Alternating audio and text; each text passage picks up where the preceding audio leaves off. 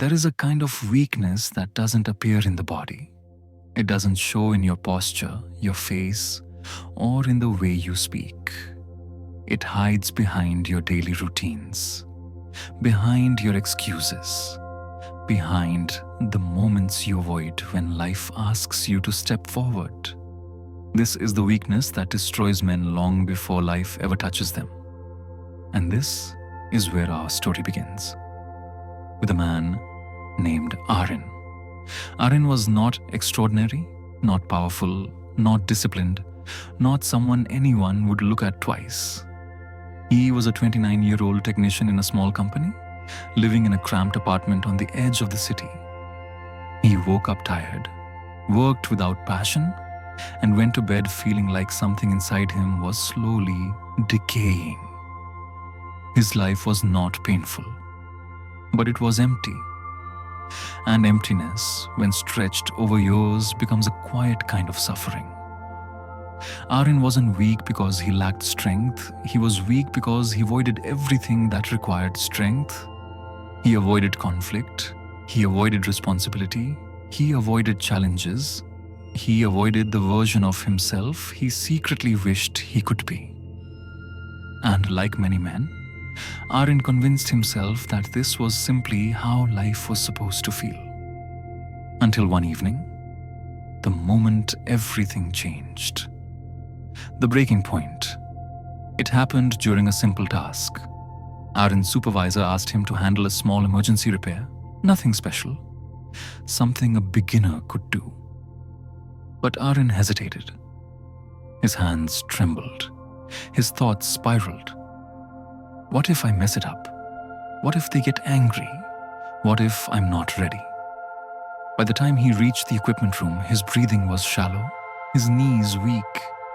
His own body was treating a basic responsibility like a life or death battle. He froze. Co-workers stared. His supervisor sighed. Someone else stepped in to finish the job. Aaron walked into the bathroom, locked the door, and slid down the wall as his chest tightened. A quiet panic attack, the kind that doesn't scream, but suffocates. This wasn't the first time, but it was the moment he realized something terrifying. He wasn't afraid of failing at the task, he was afraid of himself. He had no control over his mind. No discipline over his reactions, no resilience against the smallest pressure. For the first time in years, he saw himself clearly, and the sight pierced him. When he returned home that night, sleep wouldn't come. He kept replaying the moment, the shaking hands, the spiraling thoughts, the helplessness. How did I become this version of myself? When did I lose any sense of strength? When did fear become my default reaction to life? The truth sat heavy in the room. He had built a life with no challenge, no discomfort, no deliberate training. And now, the smallest difficulty had the power to break him. The encounter. Unable to sleep, Aaron stepped outside for air.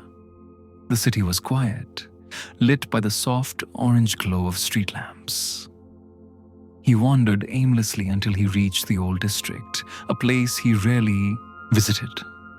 There, between two abandoned shops, stood a tiny dojo. The wooden sign was cracked, the paper lantern dim, but something about it pulled him in. Inside, an old man knelt on a tatami mat, arranging wooden training weapons. His posture was straight, his movements precise. He looked impossibly calm, as if the world outside did not exist. Aaron hesitated at the entrance. The old man didn't look up as he spoke. "You carry a burden that is heavier than your body can handle." Aaron froze. "How do you know?" The man finally turned his head, eyes sharp and unreadable. "Because you walk like someone who has lost a battle he never even fought." Aaron felt exposed, as if someone had peeled back the outer layers of his life and stared directly at the truth beneath. The old man stood. "My name is Raken," he said. "I train men who are tired of breaking." Aaron swallowed hard. His voice cracked. "I don't know how to fix myself." Raken shook his head. "You don't need to fix yourself. You need to confront yourself. And that is far harder." Aaron looked away, ashamed. Raken picked up a wooden staff and planted it gently on the floor. There is a level of strength that does not come from lifting weight, running miles, or shouting affirmations. It comes from removing everything inside you that makes you weak. He paused. Fear, hesitation, excuses, dependency. These are the enemies you have allowed to live inside your mind. Aaron felt something shift. "What do I have to do?" he asked quietly. Raken stepped closer, his gaze piercing. "Show up tomorrow at sunrise. If you come late, do not come again." The first lesson. Aaron returned home that night with a strange feeling in his chest, something between dread and excitement. For the first time in years, he felt a direction pulling him. The next morning, he arrived at the dojo before the sun rose. Raken was already waiting. Without greeting, the old master handed him a bucket filled with water. "Hold it," he said. Aaron did. After a minute, his arms trembled. After 3 minutes, they shook violently. After 5, the bucket fell to the floor, water splashing across the mat. Raken didn't scold him. He simply said, "This is what your mind does every time it faces difficulty. It collapses under the weight of a challenge that could make you stronger." Aaron's breathing was heavy. "I can't hold it longer," he said. "Not yet," Raken replied, "but you will. And not because your arms grow stronger, but because your mind stops running." He pointed to Aaron's chest. "You've lived your whole life avoiding discomfort. Today begins the undoing of that life." Aaron felt the truth seep into him like cold water. For the next hour, Raken made him repeat simple tasks. Holding the bucket, standing in silence, breathing deeply under pressure, observing discomfort without reacting. Nothing complicated, nothing dramatic, but each exercise exposed something fragile inside Aaron, something he had never faced. By the end, he was exhausted. But for the first time in years, he wasn't ashamed of himself. Raken approached him. "Return tomorrow," he said. "If you stop now, you will return to the life that broke you. If you continue, you may become someone you never believed you could be." Aaron bowed slightly. "I'll be here," he said. Raken nodded. "Good. Then understand this. Weakness is not who you are. Weakness is who you have allowed yourself to remain."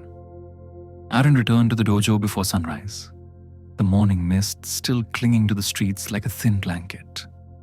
His legs were stiff, his shoulders tired from yesterday's simple but humiliating drills. Yet something pulled him back, not confidence, not excitement, but a quiet recognition. He had seen the truth of himself, and once a man sees his truth, he can no longer return to ignorance. Raken was already inside, brushing dust from the tatami as if he had been awake all night. The moment Aaron stepped in, the old master spoke without turning. "Good. You came earlier today. A man who arrives before the sun learns to rise inside himself." Aaron wasn't sure what that meant, but he bowed respectfully. Raken gestured to the center of the room. "We continue. The second trial. Breathe against the body." Raken handed Aaron another bucket, not with water this time, but with sand, heavier and more unbalanced. "Hold it," Raken said. "And this time, slow your mind instead of your arms." Aaron braced himself and lifted. The weight dragged at his shoulders immediately. His wrists trembled. His back muscles burned. Yesterday, he had panicked.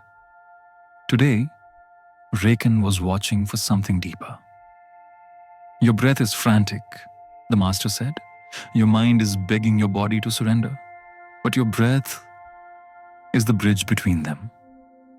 Aaron clenched his jaw and kept lifting. When your breath is shallow, Raken continued, your fear speaks loudly. When your breath is deep, your fear becomes quiet. Aaron focused on his breathing. Slow inhale, slow exhale. The shaking didn't stop, but it no longer frightened him. Pain is only unbearable when the mind refuses to meet it. Raken said, you are learning to meet it. Aaron held the bucket for almost twice as long as the day before. When he finally dropped it, Raken nodded. You see, strength grows the moment excuses die. The third trial, stillness in discomfort. Raken led Aaron outside behind the dojo to a small stone courtyard. The sun had barely risen, casting long orange beams between the rooftops. Stand here, Raken said, pointing to a smooth stone surface. Aaron stepped onto it. Now remain absolutely still. Aaron waited for instruction. None came.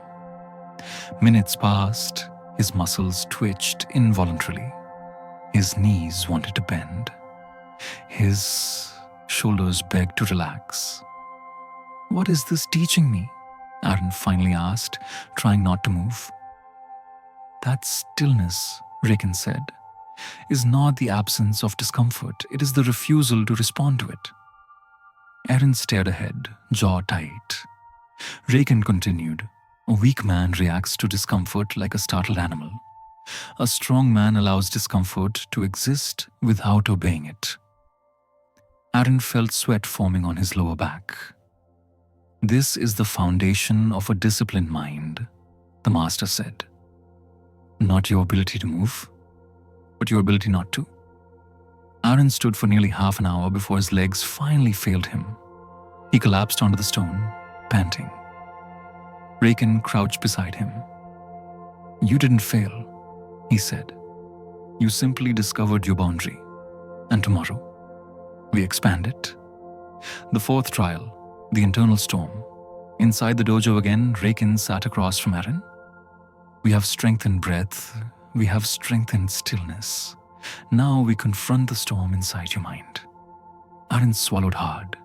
He already knew this would be the hardest lesson. What do I do? He asked. Raken lit a single candle and placed it between them. Close your eyes, he said. Aaron did. What do you see? Raken asked. Darkness. Good. Darkness reveals what you try to hide. Aaron waited. Nothing happened. Then slowly, a memory surfaced. The panic attack, the shaking hands, the disappointment on his supervisor's face. Aaron's chest tightened. Do not run, Raken said softly. Observe it.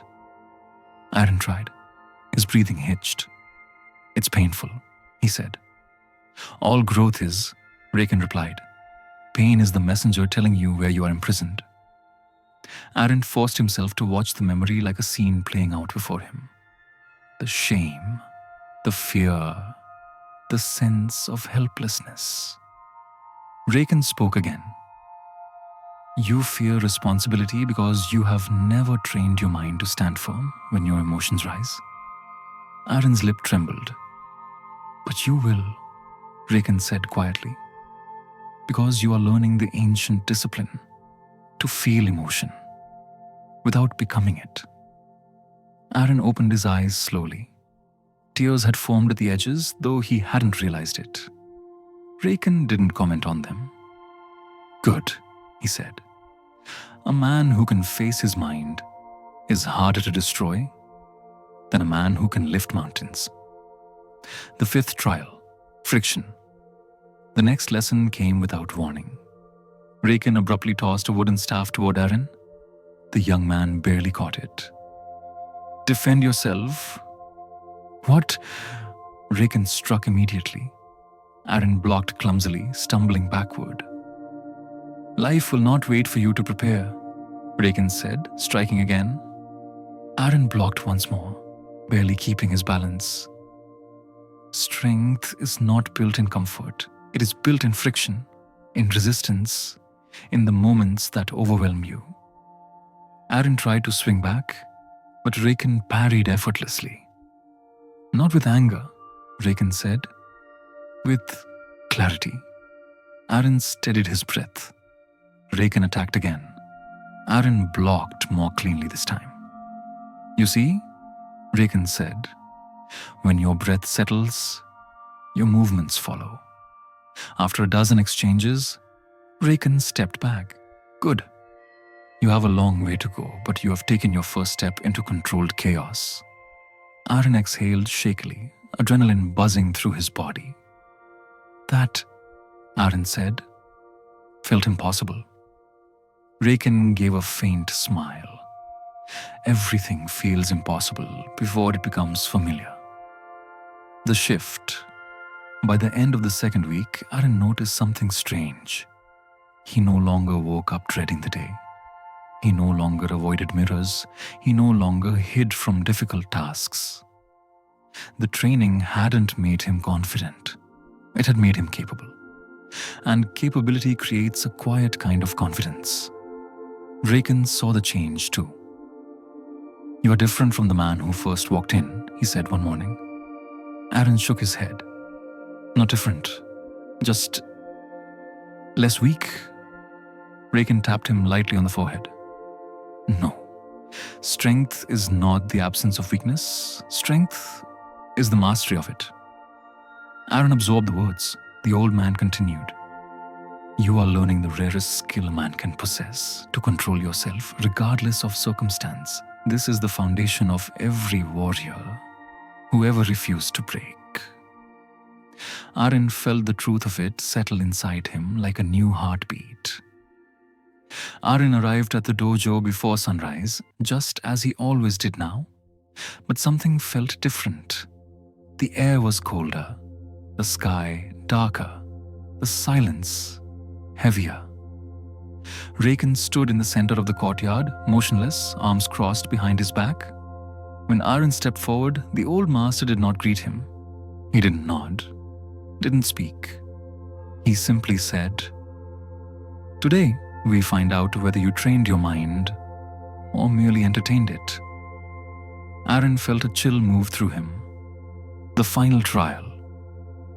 The test of no warning. Raken walked past Aaron and slid open the dojo door. Inside, the floor looked different. The soft tatami mats were gone. Instead, the ground was layered with smooth river stones, uneven, unstable, shifting underfoot. Aaron stepped inside and nearly lost his balance. Raken stood opposite him. Life does not challenge you when you feel strong. It challenges you when your footing is unstable. He tossed Aaron a wooden staff. "Defend yourself." Aaron lifted the weapon, steadying his stance. But before he could settle, Raken attacked. Hard.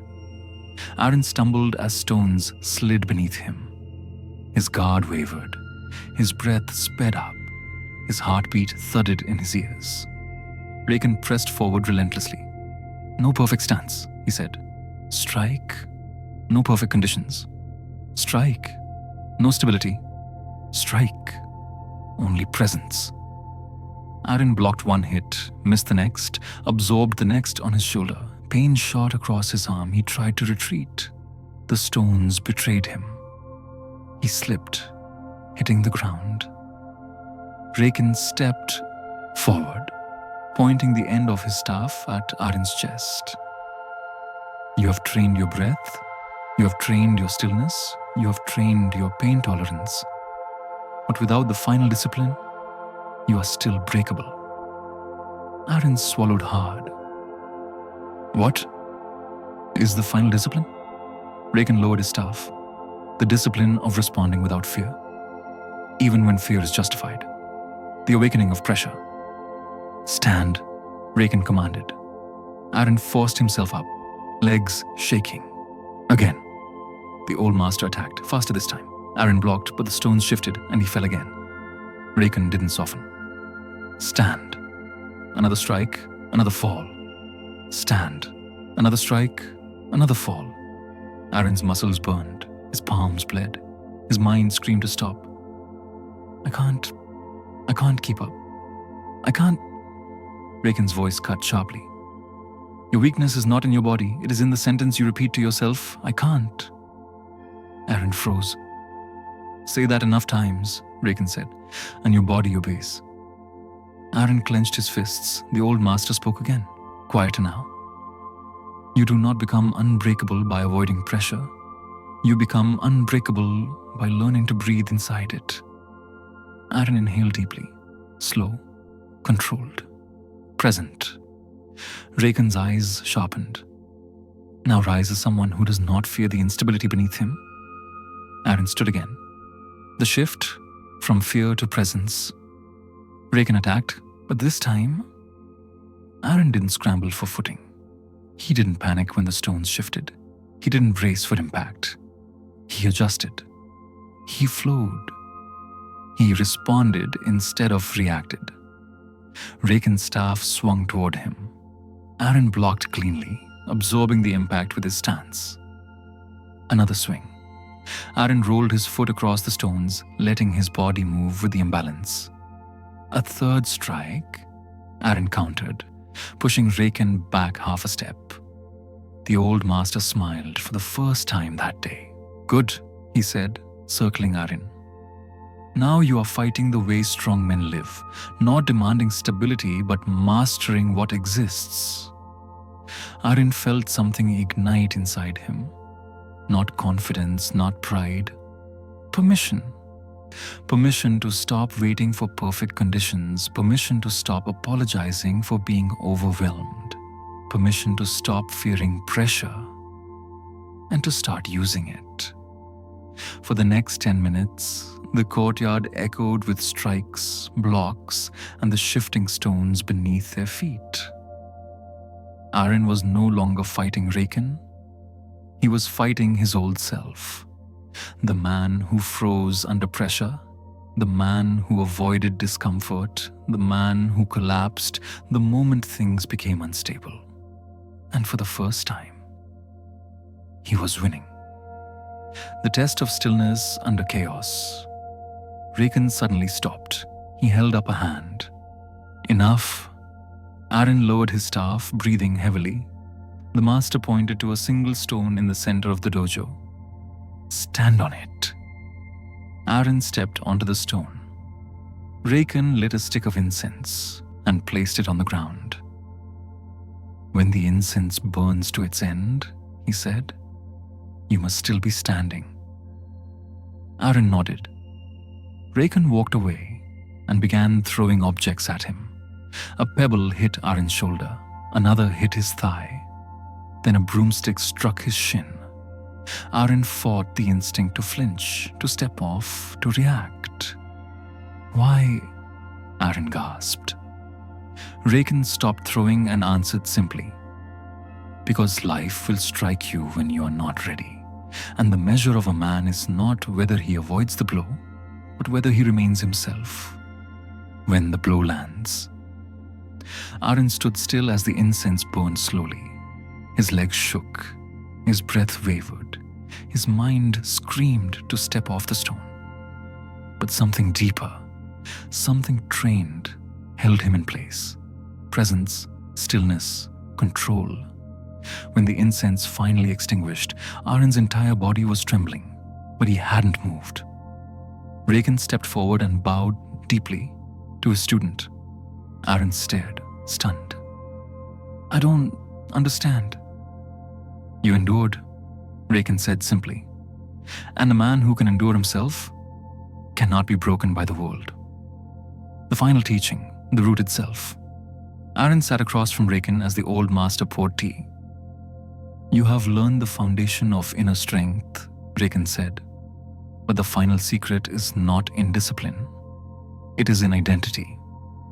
Aaron frowned. Identity. Raken nodded. Most men try to act disciplined, Act strong, act confident, and as long as they are acting, they can be broken. He looked directly into Aaron's eyes. Strength becomes real only when it stops being something you do and becomes something you are. Aaron's breath paused. Raken continued. You must let the weaker version of yourself die, not improve him, not repair him. Let him go. Aaron felt something inside him unravel, something he had been gripping tightly for years, the image of himself as a fragile man. Raken placed a hand on Aaron's chest. You are no longer the man who walked into this dojo. Do not carry his fears any longer. Aaron lowered his head. The truth landed softly, but completely. He wasn't becoming stronger. He had become someone who chooses strength. It wasn't motivation. It wasn't hype. It was emergence. The man who walks out as Aaron prepared to leave, Raken spoke one last time. Remember this, the world does not respect strong men. The world relies on them. Aaron bowed deeply. Thank you, Master. Raken gave a faint smile. Do not thank me. Your battles trained you. I only forced you to stop running from them. Aaron stepped outside. The city felt different now. Not lighter, not easier, but clearer. He walked with a steady breath, a rooted stance, and a mind that no longer collapsed under pressure. A man not without weakness, but beyond the control of it. A man who no longer feared himself. A man no longer breakable.